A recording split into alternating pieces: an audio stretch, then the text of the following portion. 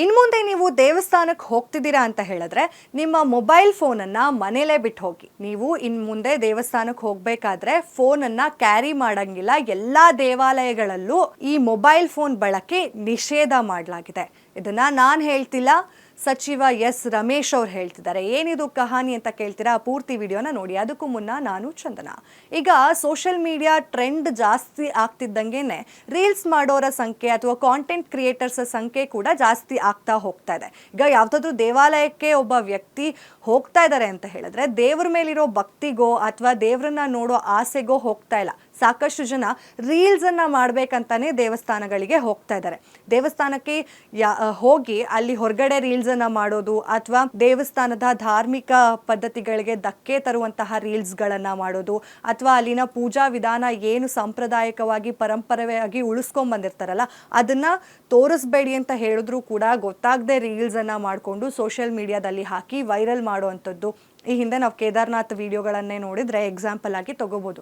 ಅಲ್ಲಿನ ದೇವಾಲಯ ಔಟ್ಲುಕ್ ಮಾತ್ರ ನಾವು ನೋಡಿದ್ವಿ. ಒಳಗಡೆ ದೇವಸ್ಥಾನದಲ್ಲಿ ಹೇಗಿದೆ, ದೇವಾಲಯ ಹೇಗಿದೆ ಅನ್ನೋದು ಯಾರಿಗೂ ಕೂಡ ಗೊತ್ತಿರಲಿಲ್ಲ. ಆದರೆ ಸೋಷಿಯಲ್ ಮೀಡಿಯಾ ಬಂದ ನಂತರ ಅಲ್ಲಿ ಮೊಬೈಲ್ ಫೋನ್ ಯೂಸ್ ಮಾಡಬೇಡಿ ಅಂತ ಹೇಳಿದ್ರು ಕೂಡ ಕೆಲವೊಬ್ರು ಅದನ್ನ ವಿಡಿಯೋ ಮಾಡೋದ್ರ ಮುಖಾಂತರ ಸೋಷಿಯಲ್ ಮೀಡಿಯಾದಲ್ಲಿ ಹಾಕಿ ಸಾಕಷ್ಟು ಜನಕ್ಕೆ ದರ್ಶನ ಮಾಡ್ಕೊಳ್ಳುವಂತಹ ಭಾಗ್ಯವನ್ನ ಕೂಡ ಕೊಟ್ಟರು.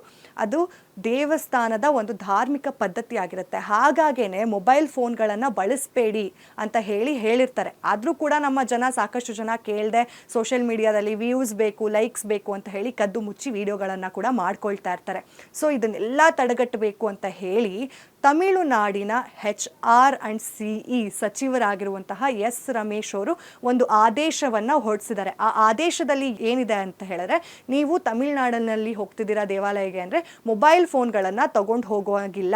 ಆ್ಯಂಡ್ ಅಲ್ಲಿ ಎಲ್ಲ ದೇವಾಲಯದ ಹತ್ರ ಕೂಡ ಒಂದು ಡೆಪಾಸಿಟ್ ಕಚೇರಿಗಳನ್ನು ಇಡಲಾಗತ್ತೆ. ಸೊ ಡೆಪಾಸಿಟ್ ಕಚೇರಿಗಳಿಗೆ ಹೋಗಿ ನೀವು ನಿಮ್ಮ ಮೊಬೈಲ್ ಫೋನನ್ನು ಅಲ್ಲಿ ಕೊಡಬೇಕು. ಅದಕ್ಕೆ ₹5 ಶುಲ್ಕವನ್ನು ಕೂಡ ಇಡ್ತಾರೆ. ನೀವು ಮೊಬೈಲ್ ಫೋನ್ ಅಲ್ಲಿ ಕೊಟ್ಟು ಒಳಗಡೆ ಹೋಗಿ ದೇವರ ದರ್ಶನವನ್ನು ಮಾಡಿಕೊಂಡು ವಾಪಸ್ ನೀವು ನಿಮ್ಮ ಫೋನನ್ನು ಇಸ್ಕೊಂಡು ಹೋಗುವಂಥದ್ದು. ಸೊ ಯಾರೂ ಕೂಡ ಅಲ್ಲಿ ರೀಲ್ಸ್ಗಳನ್ನು ಮಾಡಬಾರ್ದು ಅನ್ನೋ ಒಂದು ಕಾರಣಕ್ಕೆ ಈ ರೀತಿಯಾದಂತಹ ಒಂದು ನಿರ್ಧಾರವನ್ನು ಈಗಾಗಲೇ ತಮಿಳುನಾಡು ಸರ್ಕಾರ ಹೊರಡಿಸಿದೆ. ಆ್ಯಂಡ್ ಇನ್ನೊಂದು ವಿಚಾರ ಏನಪ್ಪ ಅಂದರೆ, ಈಗ VIP ಸಂಖ್ಯೆ ಕೂಡ ಜಾಸ್ತಿ. ರಾಜಕಾರಣಿಗಳಾಗಿರ್ಬೋದು, ಸಿನಿಮಾ ತಾರೆಯರಾಗಿರ್ಬೋದು ಅಥವಾ ಯಾವುದೇ ಕ್ಷೇತ್ರದಲ್ಲಿ ಹೆಸರು ಮಾಡಿರುವಂತಹ ಫೇಮನ್ನು ಪಡೆದಿರುವಂತಹ ವ್ಯಕ್ತಿಗಳಾಗಿರ್ಬೋದು, ನೀವು ದೇವಸ್ಥಾನಗಳಿಗೆ ಹೋಗ್ತಾ ಇದ್ದೀರಾ ಅಂತ ಹೇಳಿದ್ರೆ, ಸಡನ್ನಾಗಿ ಹೋಗ್ತಿದ್ದೀರಾ ಅಂದರೂ ಕೂಡ ಅಥವಾ ನೀವು ಹೋಗೋ ಪ್ಲ್ಯಾನ್ ಇತ್ತು ಅಂತಂದರೆ ಒಂದು ದಿನದ ಮುಂಚೆನೇ ನೀವು ನಮ್ಮ ಒಂದು ಸಚಿವರಿಗಾಗಿರ್ಬೋದು ಅಥವಾ PAಗಳಿಗಾಗಿರ್ಬೋದು ಅಥವಾ ಸಂಸ್ಥೆಯವರಿಗಾಗಿರ್ಬೋದು ಯಾರೋ ಒಬ್ಬರಿಗೆ ವಿಚಾರವನ್ನು ತಿಳಿಸ್ಬೇಕು. VIP ಹೋಗೋಕ್ಕೂ ಮುನ್ನ ಒಂದು ದಿನದ ಮುಂಚೆನೇ ತಿಳಿಸ್ಬೇಕಾಗತ್ತೆ. ಸೊ ನಾವು ಕಂಪ್ಲೀಟಾಗಿ ಪ್ಲ್ಯಾನನ್ನು ಮಾಡ್ಕೊಳ್ಬೋದು. ನಿಮಗೆ ಯಾವುದೇ ರೀತಿಯಾದಂತಹ ತೊಂದರೆ ಆಗದೆ ಅಥವಾ ಸಾರ್ವಜನಿಕರಿಗೂ ಕೂಡ ಯಾವುದೇ ರೀತಿಯಲ್ಲಿ ತೊಂದರೆ ಆಗದೆ ನಾವು ನಿಮಗೆ ದರ್ಶನವನ್ನು ಮಾಡೋದಕ್ಕೆ ಅವಕಾಶವನ್ನು ಮಾಡಿಕೊಡ್ತೀವಿ ಅಂತ ಕೂಡ ಎಸ್ ರಮೇಶ್ ಅವರು ಹೇಳಿದ್ದಾರೆ. ನೀವೇನಾದರೂ ನಿಮ್ಮ ಫ್ರೆಂಡ್ಸ್ ಏನಾದರೂ ತಮಿಳ್ನಾಡಿಗೆ ಹೋಗ್ತಾ ಇದ್ದೀರಾ, ದೇವಸ್ಥಾನಗಳಿಗೆ ಹೋಗೋಕ್ಕೆ ಪ್ಲ್ಯಾನ್ ಏನಾದರೂ ಮಾಡ್ಕೊಂಡಿದ್ರೆ ಫೋನನ್ನು ಸೆಪ್ಟೆಂಬರ್ 1ನೇ ತಾರೀಕಿಂದ ಮನೆಯಲ್ಲೇ ಇಟ್ಟೋಗಿ.